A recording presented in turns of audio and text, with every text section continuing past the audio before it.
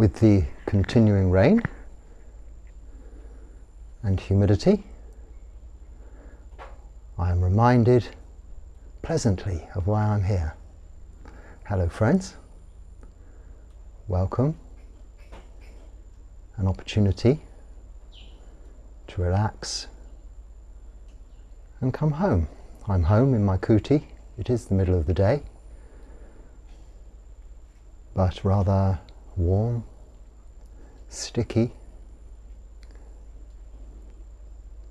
and outside is like swimming through mosquitoes and walking through frogs. It is literally like that. But one advantage being halfway up a mountain, as opposed to on the flatlands in India, is that I'm not continuously through the wet season walking around with water above my knees, sometimes way above my knees, as one does for 3 months in the monsoon season in India, on the lowlands, flatlands. Here up a nice mountain, water is generally running away. But I'm not running away. As I say, rather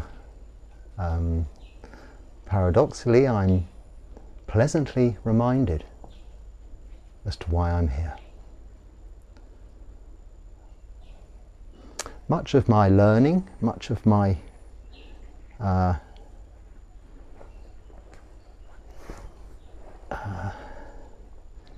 coming to know Buddhism, let's say the front end, the face of Buddhism in terms of its practical sense, in its use throughout our lives, as opposed to theoretically and often hypothetically as a philosophy. As I came to learn Buddhism, it was, and I'm often asked who my first teacher was. Well, I came to learn a lot through stories, through biographies. Firstly, my teacher, our teacher, the Buddha, of course, and his story was what inspired me towards ever considering becoming a monk, and has continued to inspire me, along with the suttas, 84,000 different stories, all of a very practical nature in terms of how to apply the Dharma, the Buddha's teachings, to this life, our very life that we are existing in now, not to some promised land in the future or something after we die, but how we can improve our lives and become free from suffering in this lifetime. And what really drove that home and confirmed in my mind the sense behind that, the reality behind that, and the truth behind that, those teachings, the Dharma, was reading biographies of monastics, in this tradition, the Thai Forest tradition, forest masters, going back throughout history to originally Ajahn Mun, the reviver of the Thai Forest tradition at that time, and his subsequent disciples, all in the lineage of the original Sakyamuni Buddha, Siddhartha Gautama, of Kapilavastu in northeast India, whom brought this Dharma to us in the first place, established the Sangha, and then continued to ordain monks and nuns throughout history for 2,500, and very nearly coming up this new Vesak next Saturday here in Thailand is celebrated on the full moon of June, Saturday the 3rd of June. 2,567 years of this established order of monks and nuns continuing these teachings, but also living the life he showed us, the life he showed us how to live. But of course our day and age is such that we live in a different environment to that of the Buddha's time, and one often has to travel a long way to the other side of the world, to India or Thailand or other countries, where one can find cultures that may have grown up also around modernization, but have brought the Buddha's teachings with them, and therefore have established practices going on still, like here in Thailand with the Thai Forest tradition, with monks still living in the forest here, like me, now, or in cultures which are less modernized, less advanced, and then less interfered with and less affected by modernization. So you can live more in isolation, as in the time of the Buddha, as the monastic Sangha would have done then.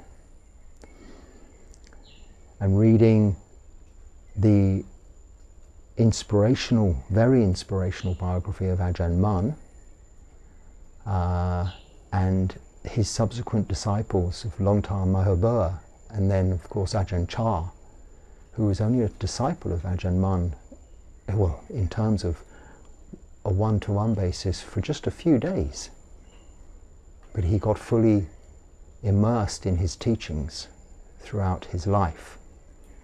So we don't always have to meet our teachers and live with our teachers, although that helps.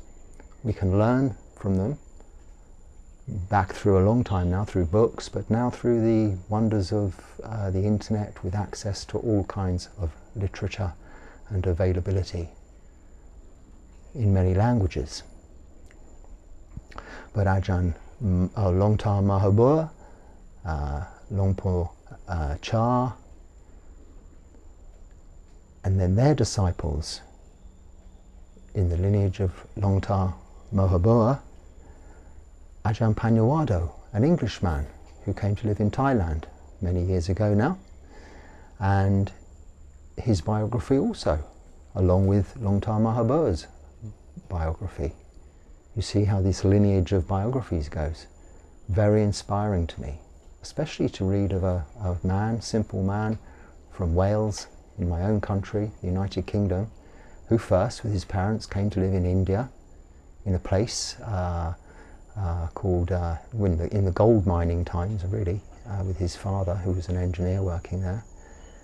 And as a child, he wasn't a Buddhist, he was brought up in a Christian family, but one day eventually, not through being in India, but established heard about Buddhism, and came to live in Thailand, in northeast Thailand, with Longtar Mahabua.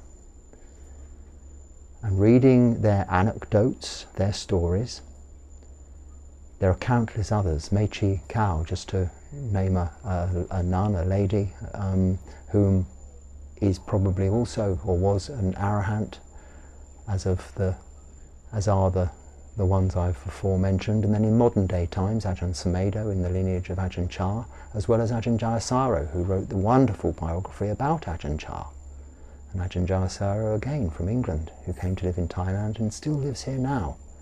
A very respected teacher in Thailand who's been here for 40 years or something like that. Reading, he doesn't have a biography yet because he's living, and I'm hearing his talks when he gives talks in English. And then modern day teachers in the lineage also of Longtar Mahabua and Ajahn Panyawado that are still around now, like Ajahn Martin at Woodbantad from Germany. All of these lively characters, enthusiastic practicing forest monks, really taught me the way. They are my teachers. I don't just have one. The Buddha is the teacher, and those in that lineage are passing on the teachings in this real, living, practical way. So coming here and being here when it's in the hot season and quite dry, quite comfortable, if you don't mind the heat, you soon forget what it's like when it starts to rain. Now I've been here coming to this exactly the same place for I think nearly 9 years now. so I'm very familiar with it, but you soon forget, just from one year to another. And now wading through the frogs, swimming through the mosquitoes. Impossible to dry your robes. We only have one set of robes, 3 robes, upper robe, lower robe, and our outer robe, which we have to really try and keep dry because that's double thickness. These don't dry in this humidity, so you kind of smell like a wet dog. I have a visit tomorrow to the office again. It's my final visit, I think, the immigration office, and I have imaginings of them saying, "Oh, that smelly foreigner, send him home." I'm sure they won't. They must be used to it. I hope so. But there's nothing you can do about it. It's wet.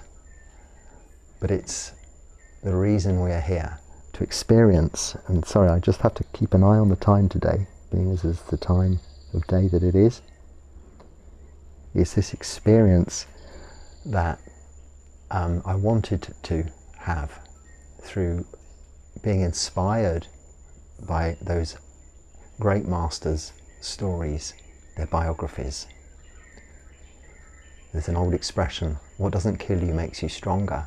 And when you hear their teachings, you certainly know what affirmation of the Dharma they gained from this practice in this tradition. So with what I am experiencing on a daily basis, I'm not giving you a diary, I'm talking about the Dharma, but it is really coming through what I'm experiencing whilst I'm here, as it was whilst I was in India, on a daily basis. I'm here, after all, to battle with my kilesas, is the Pali word for our defilements, to beat greed, hatred and delusion, the basis of desire and the cause of suffering, with a view to becoming free from suffering in this lifetime. Whether that's possible or not, it is possible. It's been done countless times in history, throughout history, and of course the Buddha, without even the teachings of the Buddha, hence a Sambuddha, so a perfectly awakened one, became the Buddha, which just means awakened one, enlightened through his own experience and understanding the Dharma in an age where there wasn't a Buddha. But then his legacy, now we have the teachings of the Buddha, makes it, and should make it, all the more easier for us. Not necessarily to become a Buddha or an Arahant, or even the first level of enlightenment, stream entry or Sotapanna, is quite a lofty and high aspiration, quite an attainment, quite an achievement, and requires the complete abandonment of personality, view and self. Absolutely unequivocally no doubt in the Dharma, in the teachings of the Four Noble Truths. And the realization that rites, rituals in terms of the practice are there as teachings, as reminders and as tools, and not methods in order to gain. They're not praying, they're not worship, they're not hoping, they are teachings. So anything that goes on in the temple in terms of chanting, it's not like singing hymns or saying prayers to ask for something. Even the blessings chants are still reminding us of what can be and is experienced here and now by each and every one of us. These things have to be fully realized to enter the stream, to become a stream enterer for Sotapanna, just the first level of enlightenment. And I'm immersing myself in this monastic environment, and to get an extra level or more depth to that immersion, I have come here, which is where I started my training in this practice, as a lay person living in a monastery here in Thailand, as well as partly in England, visiting one there. But I've come here to really, really further and deepen my practice towards that end. What end that will be, it doesn't matter. One doesn't need to have goals. One takes each step, each day at a time with this practice.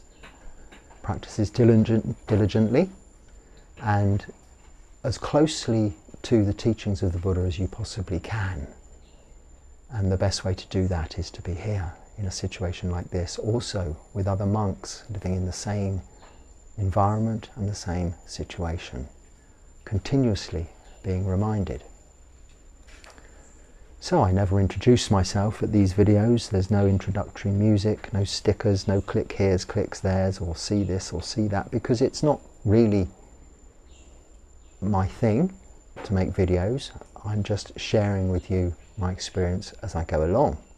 But there is a description. If you look at every video, there's a short description and a slightly longer description, under description, telling you how I came to be here, both here in this world, my former life, and currently as it is now in Thailand, as living and being a monk here.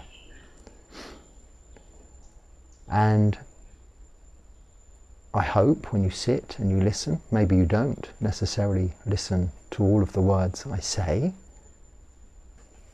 but being as there's not much being said too quickly, no background music, certainly no advertisements now during my videos. That was a little problem I had at first, which I've now sorted out.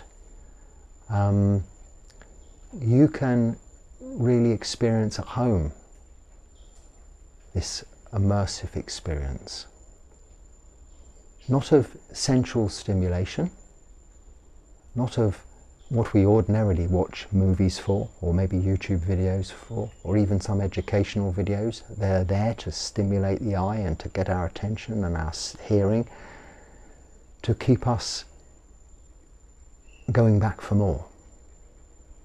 Hopefully, by watching these slightly different kind of videos, you find it more of an immersive experience with me. So joining me here, by being there little else other than the few words I say, and what you see around me, wherever I'm outside, inside, and me reporting to you really what goes on. Not by way of a diary, but by way of sharing experience, as is useful. This is an opportunity that is, after all, open to anyone. Anyone considering it can, like I did,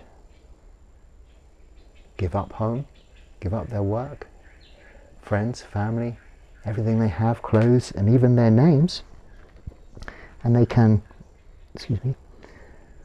come and move to Thailand. But you don't have to. You can practice this just as well at home.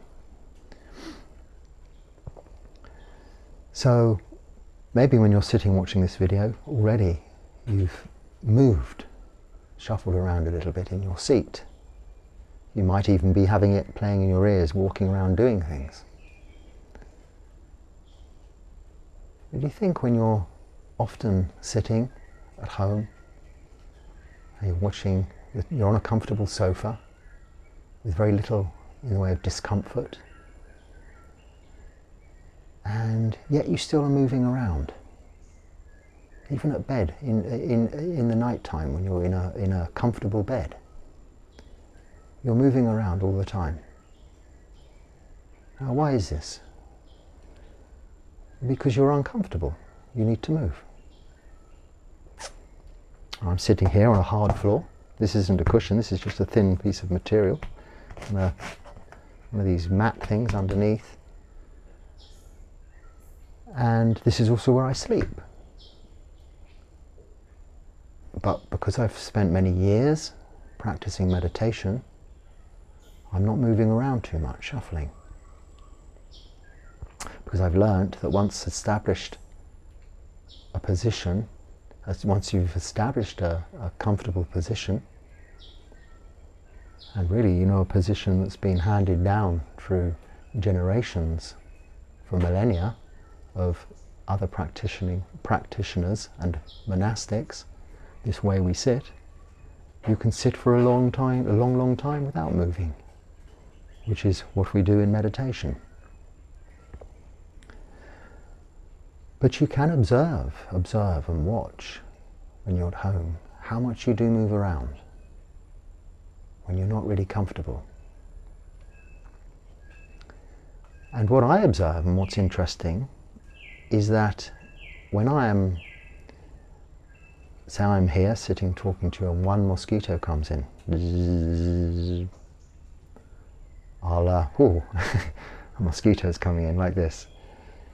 But I go out there, the sun's come out a little now, so not so much, but earlier, countless mosquitoes all around. You're swimming through them literally, and they're all still biting, eating you. You just don't notice. You notice, but it's no longer a problem. You kind of develop this stoicism, but it's more associated with equanimity, not the stubbornness of an ox. It's the, well, this is the way it is. It's the experience of mosquitoes, many of them, all having their little bit of blood. It's just that. Can you do anything about it? No. And this is, after all, why I'm here. My feet are getting sore. It's like walking with razor blades between my toes. Yet we still in the morning have to walk over a mile down into, or a couple of kilometers down into the village. It doesn't matter how heavy the rain is, every day at 5:30 in the dark. Not proper roads, stones. My feet are kind of used to that part, but now they're having to get used to the being wet all the time. But I don't say, well, I can't put up with that, I've got to walk away, because this is the practice.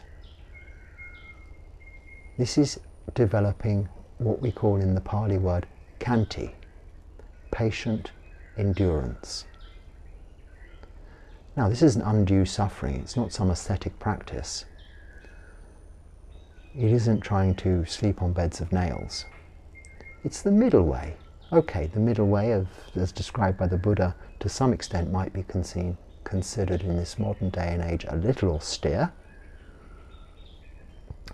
by comparison to modern day standards, but back then it was the middle way.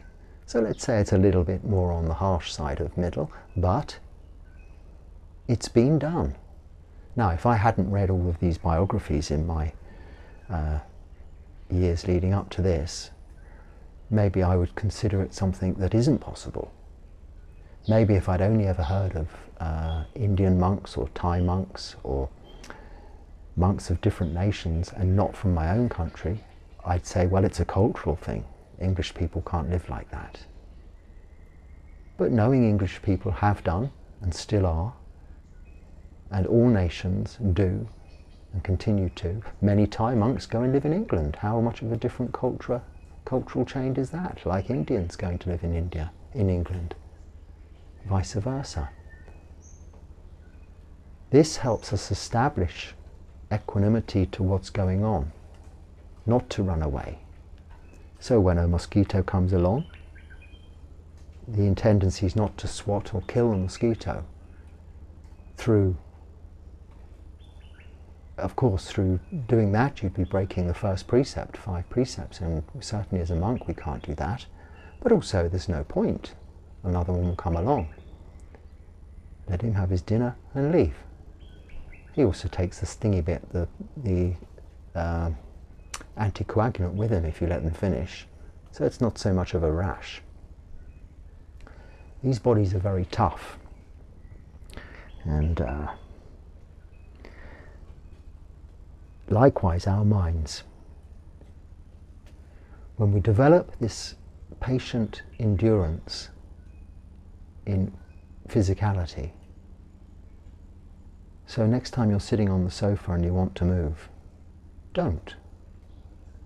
You will have to eventually, but then find a situation, a position whereby you can say, now I'm not going to move.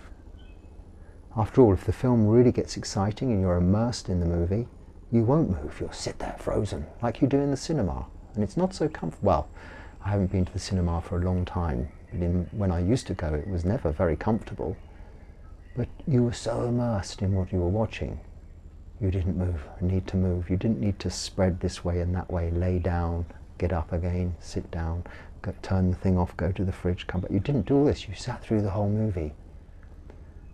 Like meditation, you're absorbed into samadhi, absorption, so you don't need to be moving.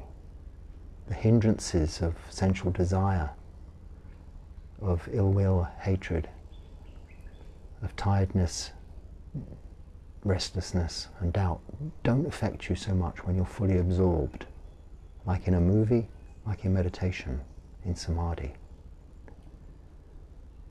So we learn in this seemingly a little harsh practice in the forest that we are absorbed in mindfulness, sati sampajana, clearly knowing wisely through mindfulness of all of our experiences for what they are, as just that. Hearing is hearing, seeing is seeing, hearing is hearing, smelling, tasting, the feel, the touch, the discomfort is just that.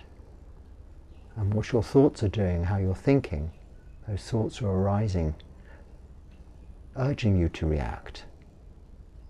But with putting a little distance and understanding between the reaction and the thought arising, you're able to, well, I don't need to swat that mosquito. I don't need to jump on a plane and go home. But it all starts with the simple things. Slowly but surely. We've just changed the chanting slightly in the temple, so they're chanting half of the verses, well, all of it now, rather than a few lines of it, all of it in Thai as well, so it takes twice as long. So when we have to sit in the formal chanting position on our haunches, it's twice as long. And it's taken me this long being here to get used to sitting chanting like that for 15 minutes. And now I don't notice that. But now it's an additional 15 minutes. It's another torture, it's agony. It is levels of pain I can't even describe. But I put up with it, but not in a putting up with it way. I look at it as a further training towards khanti, patient endurance. I know this body can take it. It's just the body. And when you can train the body, and you can take the experiences of the body, good and bad, but indifferently, with equanimity, then you have much more of the same equanimity with experiences of the mind. As a young person, I lived in a village by a church, and for 24 hours a day, 365 days of the year, every 15 minutes, its bells rang. A progressive chime, longer and longer, from 1/4 past, 1/2 past, 1/4 to, and then on the hour, 4 times that little tune, plus dong, dong, dong, the number of hours. And it also on Sundays, they played the bells, as they do in English churches. It's like a tune, but it's called a peal of bells. It goes ding, ding, ding, ding, ding, ding, ding, ding. I suppose the idea was to call the people to church, but it goes on for a long time. And on Tuesdays, they rehearse, practice playing the bells. Ding, ding, ding, ding, ding, ding, ding. Now, I didn't notice every 15 minutes those bells. And to some extent, I very rarely noticed the ones on Sunday morning. Maybe I wasn't awake. But let's face it, they didn't wake me up, and they were very loud. Our house was next door. But on Tuesdays, there was always a slight different time that they started and finished, and of course they're practicing. So the peal was always slightly unfamiliar. I noticed, and I'd say, oh, it must be Tuesday. Now, this is what our minds are capable of. You get used to something and you completely blank it out of your life. I don't know how many years I lived there, from when I was about 6 or 7 until I was about 16, 17, so 10 years. Didn't notice those bells after the first few weeks. If you live by a railway station, similarly, Or by an airport? Do you notice the trains every time they come through the station? No, or the aeroplanes even. But certainly during that COVID thing, when there were no planes, you noticed the silence. How loud was that? No planes. What's happening? And this is the power of our bodies and minds. And those Thai Forest masters that taught me so much demonstrated that, and continue to demonstrate that. My teachers here, really, I have the abbot and Ajahn, and who teaches me lots of practical things, and my official teacher, Ajahn, who teaches me other aspects. We don't speak each other's language. How does that work? Well, it's done. This tradition is done in the same way now as it's always been done. So I just have to be it just has to be pointed out to me when I go a little bit off track, this way or that way. Like when I was saying yesterday, a car bouncing off curbs. The more I can stay down the middle of the road and not need to be pushed into the middle, the better my experience. So I'm always mindful of the Vinaya, our rules, the Patimokkha, the monastic, the Bhikkhu specific rules, and the core what, which is the monastery rules in the Ajahn Chah tradition, which they are here, the same as other Ajahn Chah monasteries. Because they are our guidelines which I've learnt and understood in English that have enabled me to be able to stay here all of this time without actually being able to be directed verbally or talk to anybody. What's the time? Excuse me, sorry about this. It's better than me running on.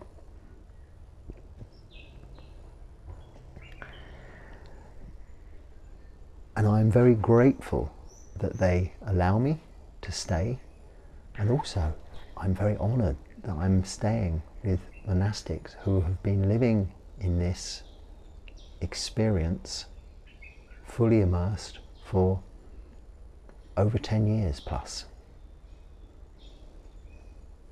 and are alive to tell the tale.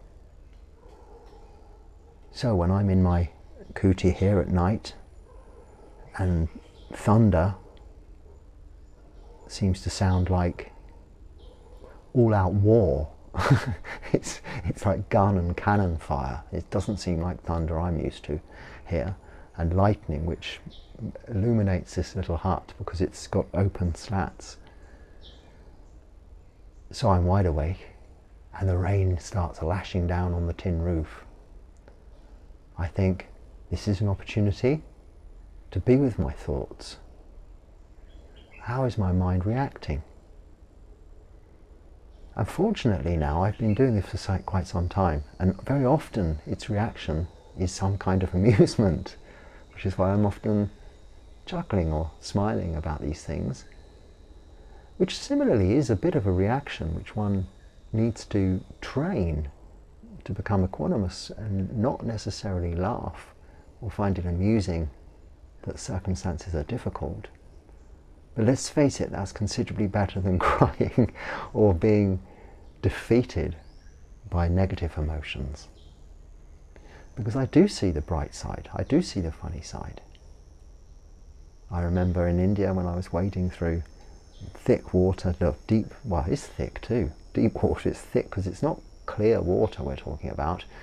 There it's very often very water of a very dirty nature from the drainage situation, or getting a bit mixed up. Plus there are snakes in there, there are rats in there, and once your feet start to rot, they start to open up, the sores open up, so you can get all kinds of blood infections, and they really do start to hurt. But you know, after 3 months the sun will come out, your feet will dry out, your robes will dry out, and you've got another 9 months of being too hot or not having enough water It's extremes in life.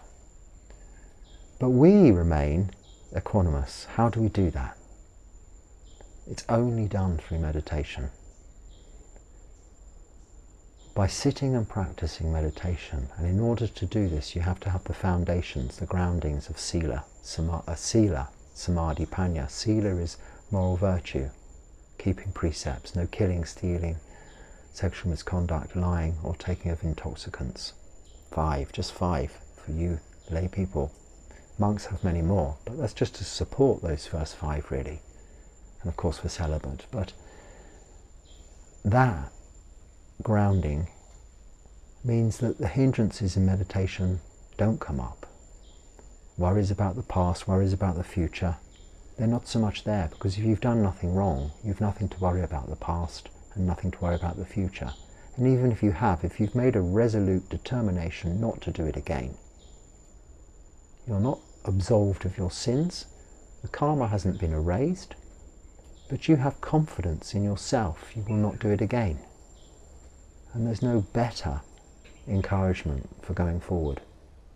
But we don't need to look into the future, we just look here and now. We sit and we relax and we meditate. Or we at least sit and settle, and then our bodies will relax. Sit and settle, and then our minds will become calm. And then you will experience the conscious awareness in spaciousness of samadhi that is still, as a result of your physical body and your thinking mind, being in the situation wherever you may be, at home, in a city, or in a forest, in the monsoon season, but free from all that. Liberated from the concerns. Through what? Through wisdom, panya, the third of those 3. Sila, samadhi, panya. Because you've developed through wisdom, and fortunately in this day and age, through the wisdom of others, forerunners, predecessors, our teachers, that it can be done, and is still being done.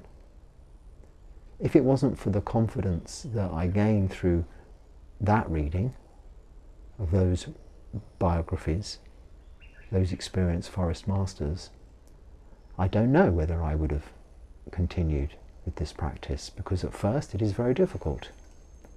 No, the practice, yes, but in the way I am doing it. This is a little bit like jumping in at the deep end, rather than starting in the little pool and then the shallow end and graduating up. But when you get to a certain age, like I was in my 40s, 40 something, or 40, you've built up through ordinary worldly life so many kilesas, so many desires of sensual nature, so many aversions, things you don't like, and opinions, so much of a view of your own self and ego and personality. It's all built up over many years of being educated in the system to have all those things and want all that things. In fact, the system in kind of really encourages greed, hatred and delusion, those root defilements. Not so much delusion, but it is encouraging the greed of working and developing your careers and getting more and the better and improving and this and that. So it's contrary to the Buddha's teachings in so many ways. So the older you are, the later you leave it, the harder it is to slip into beneficial practice of meditation and beneficial practice in its entirety without taking some drastic action. But you can share the experience of others. So I'd encourage you, if you read those biographies, it helps so much with not only understanding of the Dharma, but with the encouragement of your own practice. You don't have to become a monk, but you can read about someone or listen to someone who is. And this shows you, it helps you develop wisdom. And when we've developed this wisdom of understanding, not only of the faculties of existence, of anicca, dukkha, anatta, that all things are impermanent, unsatisfactory and out of our control, of aging, sickness and death, the very nature of our existence. We're born to die. When we know all this, factually, we can still not understand it or take it as reality. And sometimes we have to experience a little bit of fear, a little bit of discomfort, or even a lot of fear, a lot of discomfort, to appreciate the reality of those real truths about life. And you can learn from others by reading their stories or listening to their stories. This is the advantage we have in this day and age. It's no new thing. There have been books and libraries for such a long time. But of course now things are more readily available in many more languages. And I know when I brought my little biographies collection with me to Thailand the first time, I had a whole bag to take on the plane with me, which is quite heavy. Only to be told we don't really have books here, you should just meditate. So I had to leave them in the office, kind of thing. But that's okay.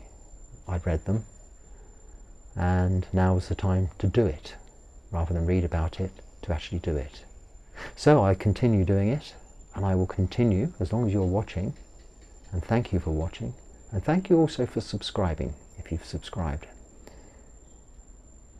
I will continue to do it and share that with you, and I hope it is useful, and if it is, I hope you can share that with others, because that way other people might get the chance of a little glimpse of something different, something other than they're used to, something that may just turn their head a little to make them make even the slightest adjustments in their lives that will give improvements towards contentment and happiness. And what better gift can you share with anyone than that? Nothing really. You can have gratitude towards them for allowing you to share, and they will have gratitude towards you for sharing.